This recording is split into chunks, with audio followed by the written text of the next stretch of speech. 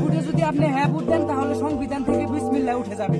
এই ধরনের কথা যারা বলেন, এই ধরনের ভুয়া তথ্য যারা প্রচার করতেছেন তাদের জন দোষ আছে। আমি সোজা বাংলা ভাষায় যদি বলি, তাদের জন।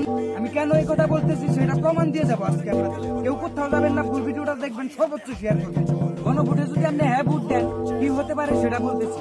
1 নাম্বার, তত্ত্বাবধায়ক সরকার নির্বাচন কমিশন ও সরকারি কমিশন পিএসসি গঠনে সরকারি দল ও বিরোধী দল একত্রে কাজ করবে। 2 নাম্বার হচ্ছে সরকারি দল ইচ্ছা মতো সংবিধান সংশোধন করতে পারবে না। 2 নাম্বার। 3 নাম্বার, সংবিধানের গুরুত্বপূর্ণ পরিবর্তনের ক্ষেত্রে গণভোটের বিধান চালু হবে। 3 নাম্বার গেল। 4 নাম্বার, বিরোধী দল থেকে ডেপুটি স্পিকার এবং গুরুত্বপূর্ণ সংসদীয় কমিটি সমূহের সভাপতি নির্বাচন হবেন। 5 নাম্বার, যত মেয়াদী হোক কেউ সর্বোচ্চ 10 বছরের বেশি প্রধানমন্ত্রী থাকতে পারবেন না। 6 নাম্বার, সংসদে নারীর প্রতিনিধিত্ব পর্যায়ক্রমে বাড়বে। 7 নাম্বার, ক্ষমতার ভারসাম্য প্রতিষ্ঠার জন্য পার্লামেন্টে একটি উচ্চ কক্ষ গঠিত হবে। 8 নাম্বার, দেশের বিচার ব্যবস্থা স্বাধীনভাবে কাজ করবে। 9 নাম্বারে হলো আপনার মৌলিক অধিকারের সংখ্যা, যেমন ইন্টারনেট সেবা কখনো বন্ধ করা যাবে না, বাড়বে।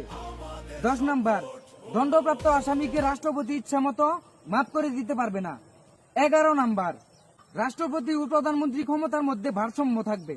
গণভোটে হ্যাঁ দিলে কি হবে সেটার ফুল ডিটেলস দিয়ে দিলেন। যারা এই ভুয়া তথ্য প্রপাগান্ডা ছড়াচ্ছেন তাদের জন্ম আছে, এর কারণেই বলছি সর্বত্র শেয়ার করবেন।